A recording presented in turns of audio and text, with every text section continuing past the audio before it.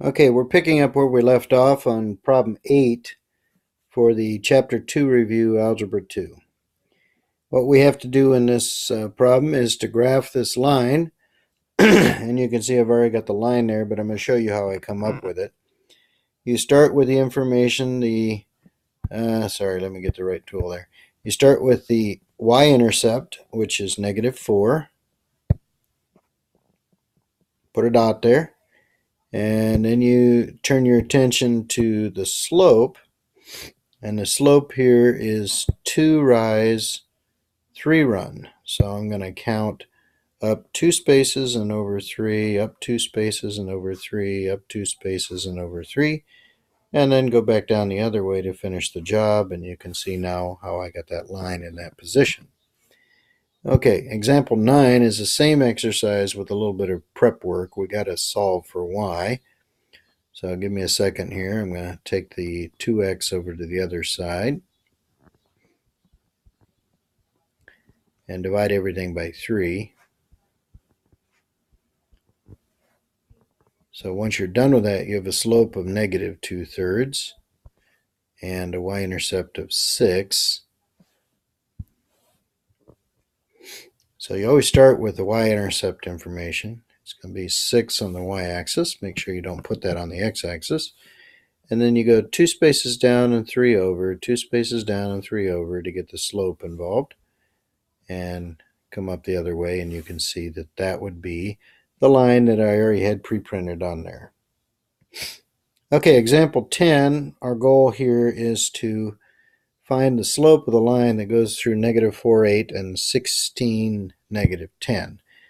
Well, you can put either point in first. I'm choosing to put the -4, 8 in, but when you write it, make sure the run or the x value gets on the bottom and the y above it. So you read it -4, 8. Well, when you fill in that same order but from the bottom up. So this 16, -10, you watch I'll put that 16 down below and the -10 up top there. And what that does is make sure you get the x values where they belong on the run, which is the lower part of the slope formula, and the rise, which is governed by these two y values, end up on the top.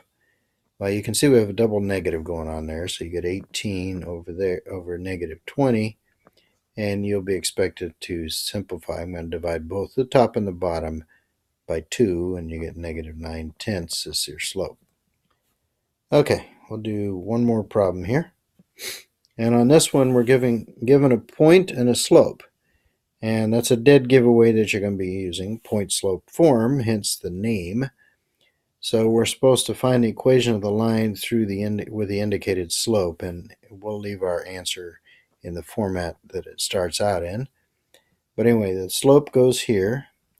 That's where you put the slope. And then the x value down there, you put its opposite in the back. And then the y value, you put its opposite in the front. So you can see I switched. The front number goes to the back number goes to the front, and both signs change. Okay, we're actually done here, so I'm going to circle that answer. But let me show you what it would look like if the instructions said convert this to standard form. I'll take the distribute here, y minus 1, and you get 3x plus 15. This is extra work, and you probably shouldn't do this if it doesn't ask you to. But if it says turn it into standard form, this is how you would do it. Let's bring the 3x over and the 1 that way. So we get the x leading, the y following like it should be, and we got 15 plus 1 would be 16. Our constant is banished to the other side of the problem. The only thing left to do here is fix the negative in the front by changing all the signs.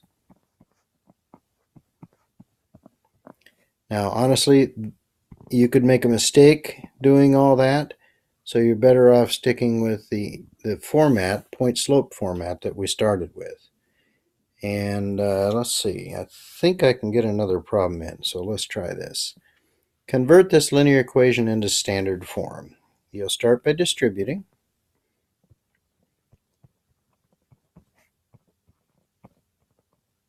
I don't think it's too hard that far. But then we have a negative times a negative. I'll go ahead and put a positive. And you're going to take 24 divided by 3, which is 8. 8 times the 2 that's above it is 16. And standard form, we don't want fractions. So the next thing I'm going to do here is I'm going to multiply both sides by the common denominator, which is 3. There's only one denominator. So I'll triple everything. Okay, 3 times y. 3 times 6. And 3 times negative 2/3, you should think 3 divided by 3 would cancel off, and you'd be left with negative 2x. And 3 times 16 is 48. Okay, we're going to take the x to the left. We're going to take the 18 to the right. 2x plus 3y. And over here, 48 minus 18 is 30. So there's the standard form of the equation. And that does it for this installment. We'll pick up on problem 13 in the next video.